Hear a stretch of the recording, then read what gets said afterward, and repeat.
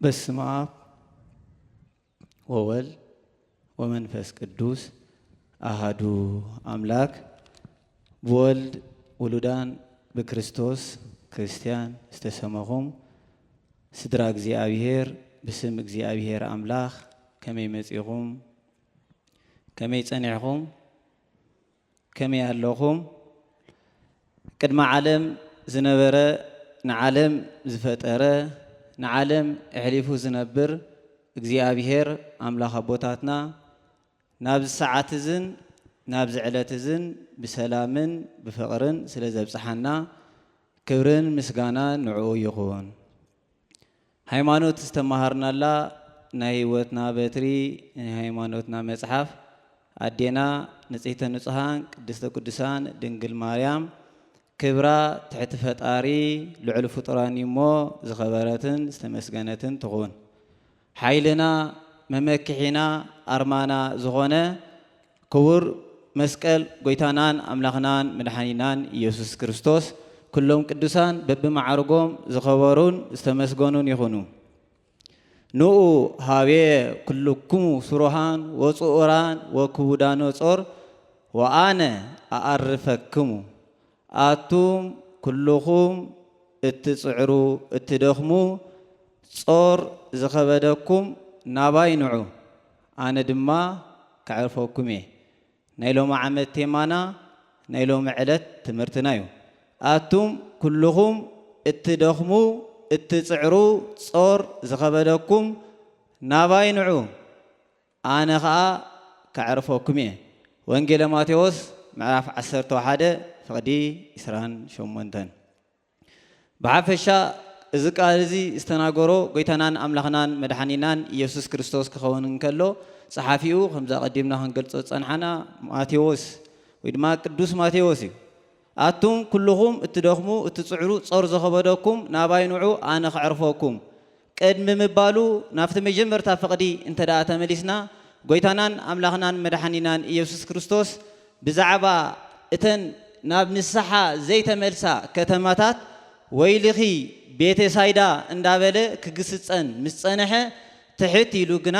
አቱም ኩልኹም እትጽዕሩ ጾር ዝኸበደኩም ናባይ ንዑ አነ ከዕርፈኩም በማለት ዝመሃሮ ቃል እዩ። ብቁሙ ክንሪኦ እንተደኣ ኮይና መጀመርታ ንኡ ሃቤ ኩልኩም ስሩሃን ወጽኡራን ኢሉ አቱም ጾር ዝኸበደኩም እትጽዕሩ ክብል እንከሎ ብቁሙ ብጻማ ኦሪት ብጻማ ኃጢአት ዝደኸምኩም አቱም ኣብ ናይ ኦሪት ኃጢአት ብጻማ ኦሪት ብጻማ ኃጢአት ደኺምኩም ዘለኹም ምስ በለ ወክቡዳነ ጾር ኢሉ ሸኽሚ ረበናት ዝተሰከምኩም ጾር ገሃነመ እሳት ዘለኩም ወአነ አአርፈክሙ አነ ከዕርፈኩም እየ አነ ዕረፍቲ ነፍሲ ክህበኩም እሞ ናባይ ንዑ እዩ። ብቁሙ ኣብቲ ዘመን እቲ 5500 ዘመን ኣብ ትሕቲ መግዛእቲ ዲያብሎስ ዝነበርኩም ጾር ኃጢአት ተሰኪምኩም ዘለኹም ጾር ገሃነመ እሳት ዘለኩም ናባይ ንዑ አነ ንዓኻትኩም ከድሕን እየ መጽእ እሞ ዕረፍቲ ነፍሲ ክህበኩም እየ ዝብል እዩ። ዳሕራይ ግና ኣብ ቀራንዮ ምስ ተሰቕለ እዚ ድሕነት እዚ ምስ ተፈጸመ ሎሚ እዚ ሃይለ ቃል እዚ ግና አቱም ኩልኹም እትደኽሙ እትጽዕሩ ጾር ዝኸበደኩም ናባይ ንዑ አነ ከዕርፈኩም እየ ክብል እንከሎ አቱም ብኃጢአት ባዕሉኹም ብገዛእ ፍቓድኩም ናብ ገዛእ ርእስኹም ኃጢአት ኣምጺኹም ኃጢአት ኣብ ገዛእ ርእስኹም ተሰኪብኩም ዘለኹም ናባይ ንዑ አነ ድማ ዕረፍቲ ክህበኩም እየ ዝብል ቃል እዩ። እግዚአብሔር አምላኽ ዕረፍቲ ነፍሲ ይሃበና። ስለዚ ናብ እግዚአብሔር አምላኽ መጺና ኣለና። ናብ እግዚአብሔር ንመጺና ብኸመይ መንገዲ ኢና ዕረፍቲ ንረክብ ዝብል ክርኤና ደጊመ እግዚአብሔር አምላኽ ምስጢረ ጥበቡ ይግለጸልና። መጀመርታ ናብ ቤተ እግዚአብሔር ምምጻእ ኣያቋረጽናን ስም እግዚአብሔር ምጽዋዕ ኣያቋረጽናን ግና ድበዝሐ ሰብ አነ ናብ እግዚአብሔር እንዳተመላለስኩ ስም እግዚአብሔር እንዳጸዋዕኹ እንከለኹ ግና ዕረፍቲ ኣይረኸብኩን ይብል እዩ። ናብ ቤተ እግዚአብሔር እናመጽኻ ስም እግዚአብሔር እንዳጸዋዕኻ ዕረፍቲ ዘይትረኽበሉ ምኽንያት ቀዳማይ ዋና ጠንቅን ዕረፍቲ ንክንረክብ ናብ ቤተ እግዚአብሔር ክንመጽእ እንከለና ዕረፍቲ መታን ክንረክብ ክንገብሮ ዝግባአና ሙሉእ እምነት ምህላው እዩ። እምነት ማለት ምእማንን እዩ። ምእማን አንተ ውእቱ ክርስቶስ ወለ እግዚአብሔር ሕያው ንስኻ ክርስቶስ ወዲ ሕያው እግዚአብሔር እዩ ኢልካ ሓድነቱን ሰለስትነቱን ምእማን እዩ። ምእማን ድማ أفتي أو حدنة سلسنة سلاسية مسامنكا السو እግዚአብሔር ብዛዘዘካ መሰረት እሙ ኮንካ ምርካቢ ስለዚህ ዕረፍቲ ክንረክብ እንተዳኣ ኮይና ኣብ እምነትና እሙናት ኮይና ምስ እንርከብ ማለት እዩ ናይዚ ባዘብል ኣገላልጻ ወይ ድማ ኣብ እምነቱ ጽኑዕ እሙን ኮይኑ ዝተረኸበ ወንጌል ማቴዎስ ምዕራፍ 8 ካብ ቁጥሪ 5 ክሳብ 10 ዘሎ ታሪኽ ምምልካት ኣገዳሲ እዩ ናይ ሓለቃ ሚእቲ ይብሎ እቲ ሓለቃ ሚእቲ ወዱ ሓመሞ ኢሉ ወዱ ምስ ሓመሞ ድማ ናብ ጎይታናን ኣምላኽናን መድኃኒናን ኢየሱስ ክርስቶስ መጺኡ ወደይ ሓሚሙ ኣብ ቤት ኣሎ በሎ ጎይታ ወደይ ሓሚሙ ኣብ ቤት ኣሎ ኢሉ ሊቃውንት ክትርጉሙን ከሎ ቤት ኢልዎ ዘሎ ቤት ሕሙማን እዩ ኣብ ሃገሮም ኣብ ቤት ሕሙማን ሃፍታምን ድኻን ብሓደ እዩ ኣብ ቤት ሕሙማን ዝኸውን ኢሎ ምኽንያቱ እቲ ነታ ሃፍታም ኢሉ ዝመፀ መግቢ እቲ ድኻ መታን ክምገቦ ኣዝዮም ዝሓመሙን ቁርተይ ሕሽ ዝበሎም ድማ ብሓንሳብ ይኾን ኢሉ እቶም ኣዝዮም ሕማምን ቃንዛን ዘለዎም ነቶም ዝሓሾም ሪኦም ጽባሕንጎ መታን ተስፋ ክገብሩ እቶም ኣዝዮም ዝሓመሙ ድማ ነቶም ኣዝዮም ዝሓመሙ ብምርኣይ ድማ ብተስፋ መታን ክጸንዑ እቶም ሕሙማን ኣብ ሓደ ቤት ይቕመጡ ነበሩ ኢሉ ወደይ ሓሚሙ ኣብ ቤት ኣሎ ስለዚ ፈውሰለይ ትሕቶ እግዚአብሔር ኣምላኽ ኢየሱስ ክርስቶስ ድማ ክፈውሰልካ ትደሊ እንተደኣ ኮንካ ናብ ቤትካ ክኸይድ ዝብል ሕቶ ያቕሪብሉ እቲ ሓለቃ ሚእቲ ግና እንታይ ይበለ ኢሉ ጎይታ ኣብዚ ኮንካ ኣዝዝ ኣነ ኢሉ ኣነ እተውን ተወልክዎም ዝኣቱ ውፁ እንተወልክዎም ድማ ዝወፁ ባሮት ኣለውኒ ማይ ውረዱ እንተወልክዎም ዓቐበት ደይቦም ቁልቁሎት ወሪዶም ዕንፀይቲ ሰቢሮም ንዓይ ዘገልግሉ ባሮት ኣለውኒ ኢሉ ነቲ ሓደ ክሰርሕ ቀኒ ይዕርፍ ይብሎ ነቲ ሓደ ድማ ዕሪፉ ጸኒሑ ስራሕ ዝብሎ ኣብ ትሕተይ ዝግዝኡ ባሮት ኣለውኒ ንስኻ ግና ኣብ ዘለኻዮ ኾንካ ንወደይ ይሕወበል ኢሎ ስለዚ ከምዚ ዝኣመሰለት ከም ናይ ሰብኣይ እዚ ዝኣመሰለት እምነት ድማ ኣይረኣኹም በለ ወድኻ ድማ ሓዊኡ በሎ ስለዚ ካብ ወገንና ዝሓመሙ ክህሉ ይኽእሉ እዮም ብሓጢኣት ብሕማመ ስጋን ብሕማመ ነፍስን ዝሓመምና ክንህሉ ንኽእል ኢና ስለዚ ካብዚ ሕማም እዚ ክንፍወስ ዕረፍቲ ክንረክብ እንተደኣ ኮይና ብሙሉእ እምነት ናብ እግዚኣብሔር ምስ እንጽጋዕ እዩ ብሙሉእ እምነት እዩ ንዓይ ኣገልገልቲ ኣለውኒ ኢልዎ እተውን ተበልክዎም ዝኣትዉ ውፁን ተበልክዎም ድማ ዝወፁ ስለዚ ንዓኻ ናብኡ ምኻድ ኣየድልየካን እዩ ኣብ ዘለኻዮ ኾንካ ንዓይ ዕረፍቲ ንወደይ ድማ ዕረፍቲ ምክንያቱ ናይ ውሉድ ሕማም ንወላዲ ጾር እዩ እዚ ስለ ዝኾነ ወደይ ብጾር ሕማም ተወቂዑ ስለ ዘሎ ኣነ ክዕርፍ ወደይ ድማ ክዕርፍ እንተደኣ ኮይኑ ምሕረት ክረክብ እንተደኣ ኮይኑ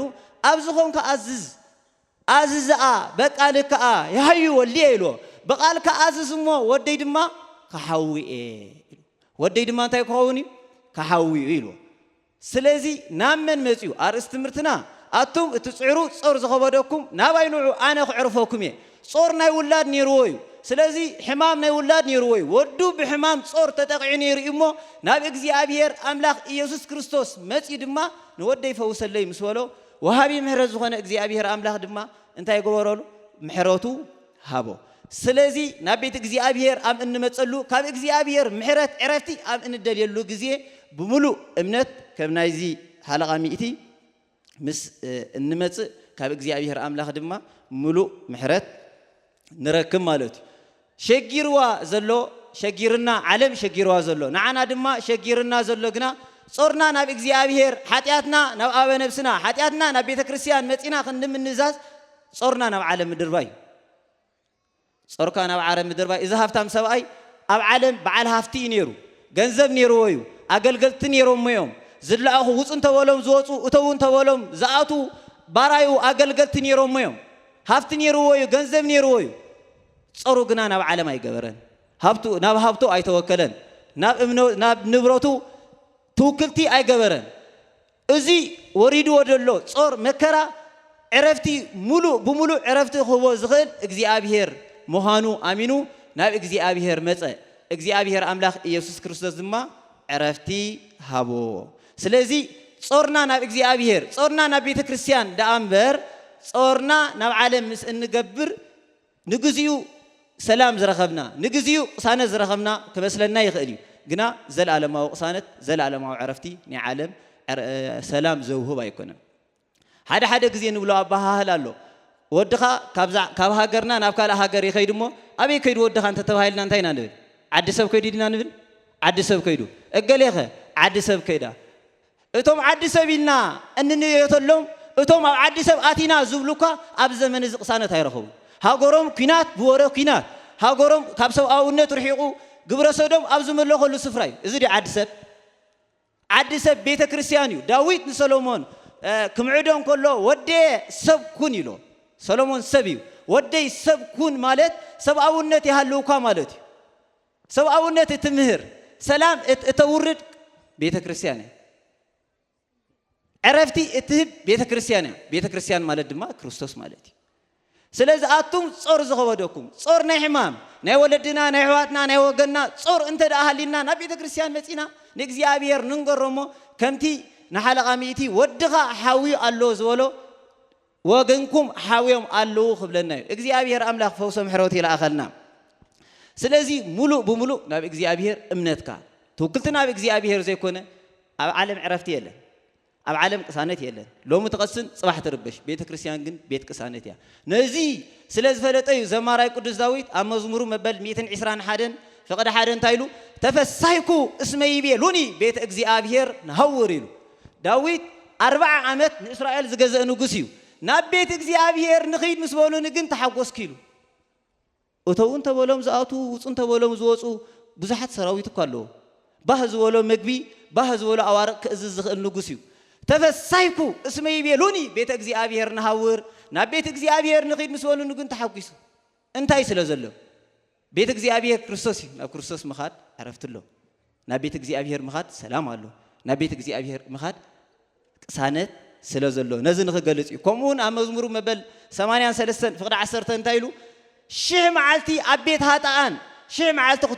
ክትርጎም ከለው ድማ ኣብ ባቢሎን ካብ ምጽናሕ ሓንቲ መዓልቲ ኣብ ቤት እግዚአብሔር ኣብ ኢየሩሳሌም ምጽናሕ ይሓይሽ ኢሉ ሽሕ መዓልቲ ኣብ ዓለም ሽሕ መዓልቲ ናይ ዓለም ዕረፍቲ ካብ ምርካብ ሓንቲ መዓልቲ ኣብ ቤት እግዚአብሔር ናይ እግዚአብሔር ዕረፍቲ ምርካብ ይበልጽ በማለት ኣብ መበል 83 ፍቕዲ 10 መዝሙሩ ገሊጹ እቲ ን40 ዓመት ንእስራኤል ዝገዘእ ንጉስ እዩ ዓለም ሰላም ከም ዘይብላ ዓለም ቅሳነት ከም ዘይብላ ቅሳነት ኣብታ ዓለምና ዝኾነት ቤተ ክርስቲያን ከም ዘሎ ኣብሪሂልና ኣሎ ስለዚ ሙሉእ እምነትና ዕረፍቲ ሰላም ቅሳነት ክንረክብ እንተ ደኣ ኮይና ብሙሉእ እምነት ተኣሚንና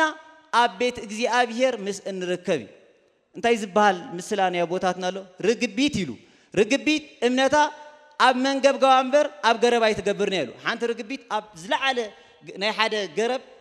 ደው ትብል እያ ኢልዋ ግና ነቲ ገረብ ተኣማሚና ኣይኮነትን እምነታ ኣብ መንገብገባ ገይረያ ምክንያቱ እቲ ገረብ እንተተቆሪፁ መንገብገብ ስለ ዘለዋ በሪራ ከም እትኸይድ ስለ ትፈልጥ እዩ ንሕና ድማ መንገብገብ ተባሂሉ ዘሎ እምነትን ምግባርን እዩ ስለዚ እምነትና ኣብ እግዚአብሔር እንተ ደኣ ጌርና ብሙሉእ ልቢ ናብ እግዚአብሔር ናይ ዓለም ዕረፍቲ ገዲፍና ዕረፍቲ ዝህብ ቤተ ክርስቲያን ዕረፍቲ ዝህብ እግዚአብሔር ኣምላኽ ኢየሱስ ክርስቶስ ምዃኑ ኣሚና ናብ ቤተ ክርስቲያን እንተ ደኣ መፂና ኢና ሰላምን ቅሳነትን ንውሃብ ሃዋርያት እኳ ናይ ዓለም ዕረፍቲ ግዝያዊ ምዃኑ ዓለም እትዎም ዕረፍቲ ንግዚእ ደኣ እምበር ነባሪ ከም ዘይኮነ ንኽረድኦም ሃዋርያት ምስ ፀውዖም ክትከዱ እንከለኹም ንኣገልግሎት ስብከተ ወንጌል ኢልዎም በትሪ ኣይትማልኡ ሳእኒ ድማ ኣይትልበሱ ኢልዎም በትሪ ይትማልኡ ዝበለሎም ምክንያት ንምንታይ እዩ ኢሎም ሊቃውንቲ ክትርጉሙ እንከለዉ በትሪ ሒዞም እንዳኸዱ እንከለዉ ኣብ መንገዲ ተመን ክረኽቦም ይኽእል ኢሉ ተመን ክነኽሶም ምስ በለ በቲ በትሪ ገይሮም ይሃርሞ እሞ እንታይ እዮም ከይብሉ እዩ ሳላ እዛ በትሪ ዝሓስክዋ ነቲ ተመን እንታይ ገይረዮ ቀቲለዮ ከምኡን ኢና ንብል እግዚአብሔር ኣውፂእካ እንከሎ እገሌ ሳላ ዝረዳእኒ ካብ ቤት ማእሰርቲ ወፅየ እገሌ ስለ ዝደገፈኒ ሓዌ እገሌ ስለ ዝረዳእኒ ከምዚ ኮይነኒ ኢና ድብል ስልጣን ኣለዎ ዲ ኣባና የብሉን ስለዚ ሃዋርያት በታ ዘለዓልዋ በትሪ በታ ዝሓዝዋ በትሪ ገይሮም ነቲ ዝረኸቦም እንስሳ ከይሃርሙ እሞ ሳላ እዛ በትሪ ኢና ድሒና ከይብሉ እዩ ምክንያቱ ዕረፍቲ ዝህብ መን እዩ እግዚአብሔር እዩ ሰኣኒ ትጎሩ ዝበሎም ድማ ሰኣኒ ገይሮም ክኸዱ እንከለዉ እሾኽ ተኸርባ እንተወግኦም እዚ ሰኣኒ እንተ ዝህሉስ እሾኹን ተኸርባን ኣይመወግኣና ነይሩ ከይብሉ እዩ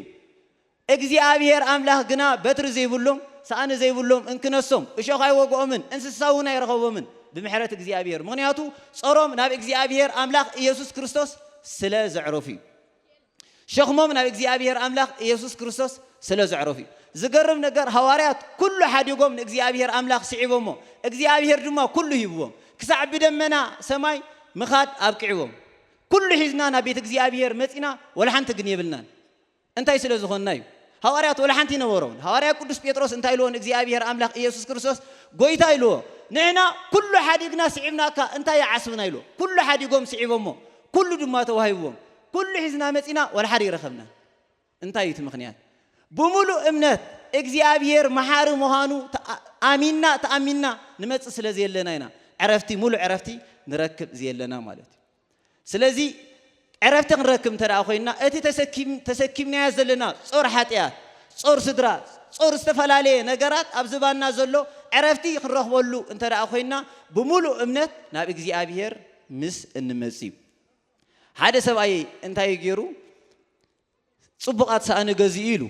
ጫማይ ነበሮን ሞ ሰኣነ ምስ ገዘአ እዚ ልክዕ ንሕና ንገብሮ ዘለና ጉዕዞ እዩ ሰኣነ ገዚኡ ከይድን ከሎ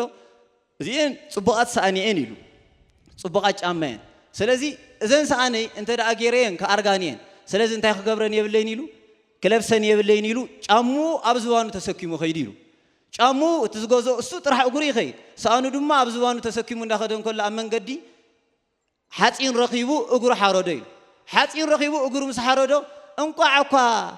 ሰኣኒ እንቋዕ ሰኣን ተዝገብሮስ እዚ ሓፂን እዚ ኣይመሓረድንን ኣይበለን እንታይ ኢሉ ኢልዎ እዚ ሰኣን እዚ እንቋዕ ሰኣንስ ኣብ ዝባነይ ፂረዮ ሃለኹ ምክንያቱ እንተ ትገብሮ እቲ ሓፂን ነቲ ሰኣን እንታይ ምገበሮ መቆደዶ ነይሩ ኢሉ ምናልባሽ ነዚ ሰብኣይ ክንስሕቆ ንኽእል ኢና እንስሓቅ ግን ንሕና ኢና ኣብ ዝባንና ዘሎ ሓጢአት ተሰኪምና ዘይኮና ንቤተ እግዚአብሔር ንመጽእ ዘለና እንታይ እንዳተባሃልና ሰኣን ወንጌል ልበሱ ተባሂልና ደይኮናን ደርቢና ንመጽእ ዘለና ንኹሉ ክጾረና ዝኽእል ሰኣን ወንጌል ቤተ ክርስቲያን ልበሱ ትብለና ንሕና ግን ኣይንደልን ክከላኸለልና ኣይንደልን ኢና ኢልና ተሰኪምና ኢና ንኸይድ መጽሓፍ ቅዱስ ናበይ ተደርዩ ደሉ ስእሊ ናይ ቤትና ተጸባቢቑ ወቂቡ ኣብ ሓቁ ጽቡቕ ስፍራይ ተቐሚጡ ዘሎ መጽሓፍ ቅዱስና ግና ኣበይ ከም ዘሎ ኩላትና ኢና ንፈልጦ ደርቢዎ መሓረድን ነይሩ ኢሉ ኮሚና ንብል ኣለና ንቤተ እግዚአብሔር ክንመጽእ እንከለና ምስ ሓጢአት ተሰኪምና ንመጽእ ክርስቶስ እንታይ ዝብለና ዘሎ ኣቱም ጾር ዝኸበደኩም እትጽዕሩ ናባይኑዑ ኣነ ክዕርፈኩም ንሕና ግን ልክዕ ከም ናይ ሰብኣይ ደሓን መታን ተሰኪምና ዘለና ጾር እቲ ምስካም እኳ ቃል እግዚአብሔር እናፈለጥና ኣይንንሳሕ ቃል እግዚአብሔር እናፈለጥና ኣይንጽልን ቃል እግዚአብሔር እናፈለጥና ኣይንጸውምን እንታይ እዩ እቲ መንገዲ ንተሓረድ ንውደቕ ዋላይ ስለዚህ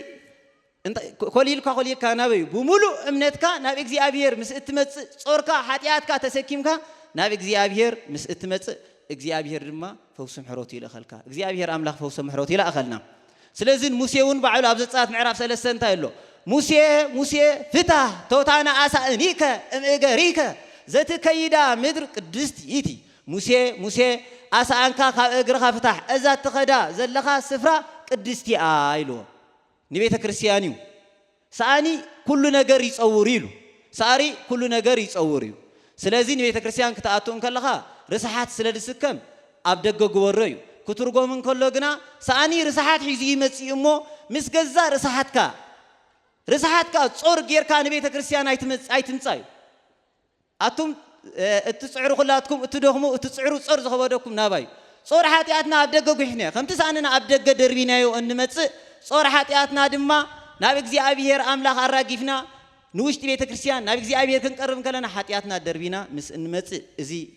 ክንገልጾ ጸናሕና በረኸት ካብ እግዚአብሔር አምላክ እንዕደል ስለዚህ ጾር ሓጢአት ብዕርዩ ንሪኦ ኣሸጊሩ ዘሎ ዕረፍትን ከይንረክብ ሓኒቑ ሒዝና ዘሎ ጾርና እቲ ጾር ተባሂሉ ዘሎ ጾር ሓድሕድኩም ተጸዋወሩ ዝበሃሉ ኣሎ እዚ ነንሕድኩም ተጸዋወሩ እዩ ጾር ኢልና ትርጉሞ ጸንሐና ግና ሓጢአትኩም ሓጢአት ኣብ ዝባንኩም ተሰቂሉ ከቢድኩም ዘሎ ናብ እግዚአብሔር መጽኢኹም ሓጢአትኩም ኣራግፉ ናብ ኣበ ነፍስኩም ወዲእኩም ብንስሓ ወዲእኩም ኣብ ቅድሚ ካህን ኣበ ነፍስኩም ወዲእኩም ተነስሕሞ ዕረፍቲ ክትረኽቡ እዩ ስለዚህ እቲ ጾር ኢልና ዘለና በቲ ናብቲ ትርጓሜ እንዳኸድናያ ክንከይድ ኢና ማለት ስለዚህ ጾር ሓጢአት እዩ ኢና ንብል ዘለና ስለዚህ ንቤተ ክርስቲያን ክንመጽእ እንከለና ዕረፍቲ ክንረክብ እንተ ደኣ ኮይና ጾርና ደኣ እምበር ጾር ካልኦት ሒዝና ኣይንምጻእ ጾርና ሒዝና ንምጻእ እቲ ሽግር ኮይኑ ዘሎ ጾርና ደይኮና ጾር ካልኦት ኢና ሒዝና ንመጽእ ጾር ካልኦት ሒዝካ መጺኻ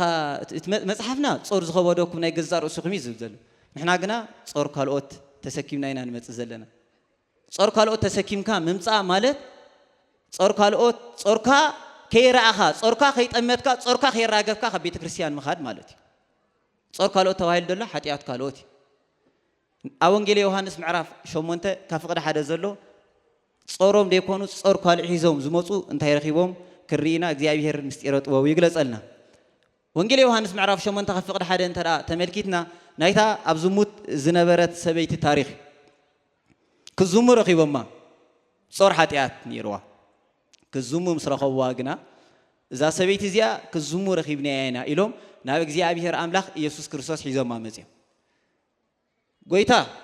እዛ ሰበይቲ እዚኣ መምህር ኢሎም እዛ ሰበይቲ እዚኣ ብዝሙት ወዲቓ ረኺብና أقدموا بزعبة أنقص بوصاني ميرنيرو محرت زجبرو بوصانيهم سلام زجبرو بوصانيهم زحزنوا زتصنانو عوصانيهم نابله كمهر متصنحه مصيلهم أنقص بوصان بزعبة محرت كمهر سلتصنح يزوم ما مصيهم الصوم نتهم كلهم يزوم مصيهم سلخلت نجار ذا سبزيا بزموت أبزموت ودي غارق ابني عيلو صور حتيات الله واي أنت دا محيروا حق مسافري سوق بلويه أنت زي ما حرخا بزعبة محرت كمهر صنيحس نوعلو زيتو قبرو ديو خبليهم يأمر እግዚአብሔር ልበ ወኩልያተ እግዚአብሔር ግና ልብን ኮላሊትን ዝምርምር አምላኽ ኩሉ ግብሮም ፈሊጡ ክዙም ረኺብና እንታይ ትፈርዳ ኢሎም ጎይታ ኮፊሉ ኣብ መሬት ጽሒፉ ካልኣይ ግዜ ኣብ መሬት ጽሒፉ ኣመበል ሳልሳይ ሽዑ ናይ ነፍስ ወከፍ ሓጢአት ኣብ ገግምባሩ ተጻሕፈ ኢሉ ካባኻትኩም እትንጹህ ዝኾነ ኢዱ የንበረላ ኢሉ እሳቶም ናቶም ሓጢአት ዘይኮኑ ናይታ ሰበይቲ ጾርዮም ተሰኪሞም ናብ እግዚአብሔር አምላኽ ኢየሱስ ክርስቶስ መጽኦም ኮምዲና ንገብር ዘለና ኣብ መንገዲ ዝረኸብናዮ ሰብ ብዙ ትሪኦ ዘለኻ ሰብ ጥዑይ መስለካ ዝምር ዘሎ ሰብ እዝን ኣበር ኣለዎ ጾርና ካለና ውሽጥና ጾርና ክንራግፍ ዝመፀና ናብ ቤተ ክርስቲያን ናይ ካልኦት ጾሪና ተሰኪምና ንመጽ ዘለና ስለዚ ዕረፍቲ ካዋና ዝርሕቕ ዘሎ ስለዚ ካዋና ሰላም ካዋና ዝርሕቕ ዘሎ ስለዚ ቅሳነት ካዋና ዝርሕቕ ዘሎ ከምዮም ገይሮም ናብ እግዚአብሔር ምስ መጹ እዛ ሰበይቲ እዚኣ ኣብ ዝሙት ወዲቓ ረኺብና ኢሉ ጎይታ ግን ንኒሉ ጽሒፉ እቲ ንጹህ ዝኾነ ኢዱ የንብረላ ኢሎም ኣብ መሬት እንታይ ጽሒፉ ፍላይ ኣብታ ኣምረ ኢየሱስ ገልጽ እንከሎ ናይ ነፍሲ ወከፍ ሓጢአት ኣብ ገግምባሮም ተጻሕፈ እዩ ከቢድ እዩ ናይ ነፍሲ ወከፍ ሓጢአት ኣብ ገግምባርካ ክጽሓፍ ሓጢአት ብሓጢአቱ ወንጌላዊ ማቴዎስ ኣብ ትርጓሚኡ ኣብ ናይ ትርጓሚ ምዕራፍ 8 ክትርጉሙ እንከሎሞ ናይ ነቢብ ናይ ገቢር ናይ ሃልዮ ዝሓሰብዎ ዝገበርዎ ነገር እዩ ተገሊጹ እቲ ዝሓሰብዎ ሓጢአት ዝገበርዎ ዝፈጸምዎ ዝተዛረብዎ ሓጢአት ኣብ ገግምባሮም ተጻሒፉ እንታይ ስለ ዝገበሩ እዩ ትሕቶ ናብ እግዚአብሔር አምላኽ ኢየሱስ ክርስቶስ እዮም ካመጽኦም ግን ሓጢአቶም ደይኮነ ሓጢአት ሰብ ሒዞም መጽኦም ስለዚ ናብ ቤት እግዚአብሔር ክንመጽእ እንከለና ጾር ሓጢአት ተሰኪምና ናብ እግዚአብሔር ክንመጽእ እንከለና ሓጢአትና ዳ ኣንበር ሓጢአት ካልኦት ተሰኪምና ኣይንምጻእ ኣብ ገግምባሮም እስከ ኣብ ሰዓት እዚ ሓጢአትና ኣብ ገግምባርና ተዝጽሓፍ እዚ ጉባኤ ሰብ መሃሎ ኣብ መንገዲ ክልተ ሰብ ሓንሳብ መጺና ኢና ብውሽጥና ግና ተንኮል እንዳኣለምና መጺና ኢና ኣብ መንገዲ ብክልተ ኩርናዕ ሰባት ተራኺብና ኢና እቲ ሓደ ሰብ ነቲ ሓደ ሰብ ግና እዚ ሰብዚ እዝን በደል ዝገበረ ኢሉ እዩ ገሊጹ ስለዚ እገሌ እዝን ኢልካ እዩ ኣብ ግንባርካ ክትጽሓፍ ነቲ ሓደ ተረኽቦሞ ናብቲ ሓደ ካብቲ ሓደ ክትሃድም ኢልካ ናብቲ ሓደ ምስከትከኻ ናይቲ ሓደ ሓጢአት ኣብ ግንባርካ ናትካ ኣብ ግንባሩ እዩ ዝጽሓፍ ኣብ ግንባርና ማእኸሎ ኣብ ልባስና ማእኸሎ ኣብዚ ድሕሪት ዘሎ መጋረጃ ተጻሒፉ ኸማ ናይ ማእኸሎ ስለዚ ንቤተ ክርስቲያን ክንመጽእ እንከለና ጾር ኣለና ጾር ሓጢአት ኣለና حمام نحاتيات كوا تسكيمنا لنا صورنا خراجفلنا عرفتي خنركب أنت دا أخوينا جنا صورنا دا أمبر صور كالوت حاتيات كالوت تسكيمنا نبيت كريستيانا ينمسا حدا بحتاوي أنت يجيرو ميلو كوفيلوم أبدجا واحد بعتهم كينهم أنا يقول قلت سفن دا سفيون كله زنبيل نصرحو حنت سئلي كلالي لا مزياتهم مسمت رين تبلوا حنت ملك عيني قال وي نيجي أبير طبب كندي رقيق كندي عمق إلهم نتسألي أبناء بيتهم أفتبعتهم سقيلهم بدحريو كالوت بحثوا تقا منوكسات مزيمه مجمر تمسرخوا نيجي أبير طبب نيجي أبير سرحوا أصوب دنكي لهم يمسقيلهم ما نزا سبيتي نحنا سألنا يقالوت كنركب كلنا ويجي أبير طبيعي دينا نبل السبزي تري لها السرقي السبزي ليباي السبزي نابلنا إنا نزرزر سئلي خنرئن كلنا زي قال إذن زقبري كم يقبرون أبعتهم سقيلهم كالوت منكوسات مسيم كوس حوم أفتي بيت آتيهم كوفيلهم ترى أيوة تملك عنا قال أبيتهم تسقيله أمود داتا تايلمو أبونا إذا سئل دا نيمن يلكم سقيلكم ما أنا سايف ولا تكون نجزي أبيهر سرح خندي يركق إلى سقيله يا أيلمو زيادة أبها قرنا كافتن قداموت أبني زموت هيوت اتساتف سبن ديا بزحات سبات نافتناتا بناتا مربب أمناتا جالبات تصعنهم زلا قفيفة أمناتا جالبات تصعنهم زلا سبكيا أمني زموت هيوت تنبر سبن ديا أيلمو أبزها سقيلكم ما نايتهم أبو قال قندس سبيل نجار زمدك أي حاتياتي كذكر نزس إلي أستوعب كلون يلوم حاتياتي كذكر أستوعب كل حاتياتنا نذكر عرفت نركب صورنا نذكر سلام كنركب صورنا نراقف صانت نركب معناته صور زغودكم نابينعو انتهى قبلنا أنا دمّا كعرفوكم إذا ما بوزي إذا زغبرو كل جزء أيمرو كوريو زلوا وصل زريو أمن قدي دخنا حسب نحسب كات غيرها دخنا سب دمّا ترقصه ترى أبي ترى خات حسب زلها قبل كان كله زيستو على كي خاتوله معناته أيمرو خالي إذا حسب سلزا أيمرو كوريو زلوا زري نبي أنتنا زغربك شفت عيننا قن روحنا نري سلزي مجمر تأخر رأينا زلوا أيمرونا حسوا زلوا نبي تجزي أبير صورنا تسكيمنا قد ممتنا صور كالو تسكيمنا أين ممتا صورنا دامبر صور كالو تسكيم كم ممتا سلام قصانت عرفتي أيوه بني سلزي صورنا تسكيمنا مس إن مسيو جزي أبير أملاخ دمّا أنت يزبنا عرفتي سلام قصانت زبنا جزي أبير أملاخ عرفتي سلام قصانت يهبنا سلزي كل جزء نبيت كريستيان ممسا مصورنا أين ملالسيو أمني موداتا تمرتنا نطرنا في نيانكيل مصورنا أين ملالس شكرنا كوا صور تسكيمنا نمت صورنا حزنيا نمت صورنا حزنيا نملس صورنا حزنيا نمت زغنا شخم معسك عرفين اللي خاتب النبيت كاختو صح أبيت كاتب صحيح أبيت كوفيلنا صحيح نسرع دينا ويدما كوفيلنا خالص راح نسرع دينا بيتنا تسكيمنا أغل تسكيم كبيت كا استفلا عليه سرح تسرح انقع نبيتي بسلام أتوقي خاتب نبيتك زي أبير بسلام أبزمت أنا لو جزء دما صورنا أبغري أب نفسنا وريقنا نراقف شعينا عرفت نركب شعينا قصانت نركب قصانت كوانا رحيق زلوا سلام كوانا تفي زلوكا صورنا تسكيمنا يا دامبر أراقفنا يا سلزيل لنا كل جزء زبال أبها لالون كملهم كداونتي وزحل كملهم خاي قررنا نيكرم أبوتاتنا وحنت خدانيهم زنوبرون يرب أو كاست قرارات خدان أبجزنا خلت سلست عينت كبرت لنا كملهم جناي قررنا تحت عراتنا بألف آلافات خال بخون ثلاث خال مليلو كملهم جناي تأمنا تداعا مكانا مصبنا نتمت أنتايو صورنا نبي زي أبير سلزي الراقفناي صورنا نبي كريستيان مسينا سلزي الراقفناي سلزي مصورنا مسينا مصورنا أينخي لو مصورنا مسينا لنا صباح جنا مصورنا أين الملسي تمرت بيت كريستيان إذن يلوم علت أرست تمرتناون بهذا بالتاريخ مصورو قلتيفو أبغزيونا في ساعاتون زراقفة تطوسي أتي بيمان وجرنا يويتانان أملاخنان مدحنينان يسوع كريستوس تسقيل زنبري أونجيل ماتيوس معرف 20 شوعة في قدر 4 3 ملكيتنا أنت يدبل أتوم كل التشفات دما مستسقلو أتوم كل التشفات دما ني يسوع كريستوس كصرفه خلوه يوم زرعي لو تسوات أنت يوم زول إسخا نجزا نعانا نجزا إسخا دحين كان نعانا زي تدحيننا يولو نوريلو أتوم أيهودي صرفوا نورمو أتوم كل التشفات دما نجزا إسخا دحين كان نعانا دما أدحيننا يولو نورو كصرفوا صانيهم هاندبت أونجيل لوقاس معرف 23 فقدي 30 شعتن جنا إتي بيمان تسقيلو زنبرة شفتا جنا حدا عبيك قال كزارون كلنا نري هاندبت ننفس خادحين كان عنا زي تدحنا ناخبل صنحي مستخالا يخوينو انتاي كم زقال زي تزاروا الله خايلو نتب صقام مستسقله نحنا بجزاء حاتياتنا اينا ابزي تسقيلنا زلنا تقال سما قروا نحنا بجزاء حاتياتنا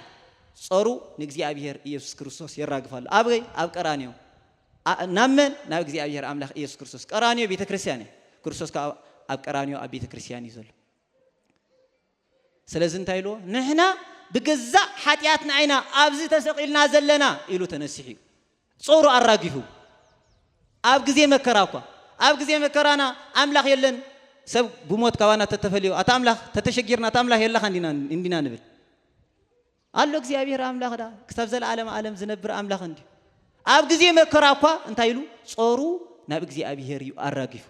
ንሕና በገዛ በደልና ኢና እስተቀጻዕና እስተሰቀልና ንሱ ግን ንጹህ ይሉ መስኪዩ ንሱ ንጹህ ቅዱስ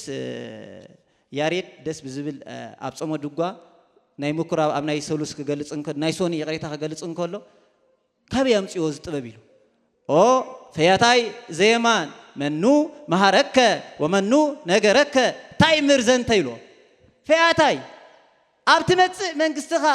حتيات كاخت النازل زخ على كاس أنت يتمستير له أنت يتمستير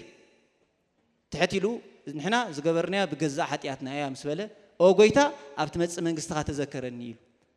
أو فياتاي زمان منو مهارك ومنو نجارك تايمر زنت فياتاي من يميركا من كان يجيركا صوركا خطر راقف كيلكا صوركا نبي እግዚአብሔር ኢየሱስ ክርስቶስ አራጊፍ ከዓትር ዕረፍተ ከተረክብ كيلكا من يميرካ ይሎ ባዓልኹ መልስም ከሎ ቅዱስ ያሬድ ሊቅ ናይ ቤተ ክርስቲያን ናይ ቡሊ ናይ ሐዲሳት ናይ ነገረ መለኮት ሊቅ እዩ እንታይ ኢሉ መልሱ ሽዑ ነቢያተ ኢሃቶትኩ ወሐዋርያተ ኢተሎኩ አላ ፀሐይ ቀጸበተኒ ሶበሪኡኩ አመንኩ ኃይለ መስቀሉ መድኃኒተ ኮነኒ ነቢያት ኢሃቶትኩን ይሉ نها ددحر حواريات كيدون ኢየሱስ ክርስቶስ አቱም ጾር ዝኸበደኩም አነ ዕርፈኩም ናባይ ንዑ ክብልን ከሎ አይተማሃርኩን አይነበርኩን ይሉ አላ ፀሐይ ቀጸበተን ፀሐይ ጸሊማ ወርሒ ደም ኮይና ከዋኽብቲ ድማ ካብ ዘለዎ ስፍራ ኮድቃ ምስራአሁ እዚ ነገር እዚ ክፍጽሞ ዝኽእል በጀካ እግዚአብሔር ካል የለን እዚ ነገር እዚ ኣብ ዘመኑ ክፍጸም ዝኽእል ፀሐይ ክጽልም ወርሒ ደም ክትከውን ከዋኽብቲ ኮድቃ ዝኻላ من يلم سحاتتكم مسمر موركيل تحتي لجن تيرو صوريكو أمانكو نزم سرعه أمينة هاي لمسكالو مدهانيته كونني هاي لمسكالو جماعة مدهانيت كونيني أو قويتا أبتمت من قصتها ذكرني قبل كيليلو صور الراقف أبي أبغزي مكرا زجرم نجر يهودا توتوس لعل ثلاثة عمت أبشفت النت زنبرة سبي لعل ثلاثة عمت منياتو قويتانان أملاخنان مدحنينان إيسوس كريستوس ودي ثلاثة عامتن كله أبرخاتات جبس رخيبون يري لعل ثلاثة عامت تتحيزو شفتها توهيل دما تسقين بذا نايدقايق قال جنا حاتياتو صورو نبي እግዚአብሔር ስለዘራገፈ ኦ قويتا أبتمت من قصتها ذكرني ቅድስት ቤተ ክርስቲያን እንኳን ቅሳይ ሕጂ ተዘከረነ እግዚኦ በከመ ተዘከርኮ ለፈያታዊ ዘየማን እንዘሃሎከ ዲበ ዕፀ መስቀል ቅዱስ أو قويتا كمتين فياتاي زيمان صورو نباها مسراقفة عرفتي ذهب كايو عرفتن سلامن هابنان اندابلت كل جزية اتتصل وانجيلا ماتيوس معرف شو عت فقرت عت تجلس خمسة عسى لمينو تمنزه ولادي لنيل حبس لمينو امنزه ولادي لن سلازن እግዚአብሔር አምላክ ናብ ቤቱ መጪና ናብ እግር አቦታት ካህናት ወዲቅና صورنا مس النراقف نتي نفياتاي زيمان نعلي 30 عامتو كاب شفتنت اب عامت اب قتلت زنبره سب محرت زهابو نوتما بيتو نملالس دا اقصاب كنمتاي زيره هرهارنا غنا حاتياتنا مس النراقف صورنا مس النراقف سلاز صوركا خير راقفكا عرفت يله حاتياتكا خي نغركا سلام يله سلامنا تزريغو عرفت سئنا زلنا حاتياتنا تسكيمنا نمص تسكيمنا نخي سلا زلنا ناي كالوت حاتيات تسكيمنا نمص ناي كالوت حاتيات تسكيمنا نخي سلا زلنا سلاز بزعلت زي قدس بيت كريستيان اتمهرنا اتوم اتصعرو صور زخبدكم صوركو اتوم كلهاتكم اتصعرو اتدخمو صور زخبدكم ناباينعو انا عرفكم صور حاتيات تسكيمنا لنا إذا تسكيمنا زلنا نبيت كريستيان متينا ناو اقرا ابي نفسنا وديقنا مس ان راغفوينا سلامن قسانتن ان ركبيات لنا زلا قدست بيت كريستيان مو سلازي نبا نفسنا وديقنا نبيت كريستياننا متينا سلامن قسانتن كنركب እግዚአብሔር አምላክ በመሕረቱ ይደግፈና አዴና ንጽሕተ ንጹሃን ቅድስተ ቅዱሳን ድንግል ማርያም በቅድሚት መራሒት ብድሕሪት ተኸታሊት በየማን በጸጋም ደጋፊት ኮይና በአማላድነታ ትርዳአና ጸሎትን በረከትን ናይ ቅዱስ ቂርቆስ ናይ አዲ የሉጣ ናይ አቡነ ፊልጶስ ጻድቅ ናይ አቡነ መርቆሬዎስ ጻድቅ ምስኩላትና ይሁን አቱም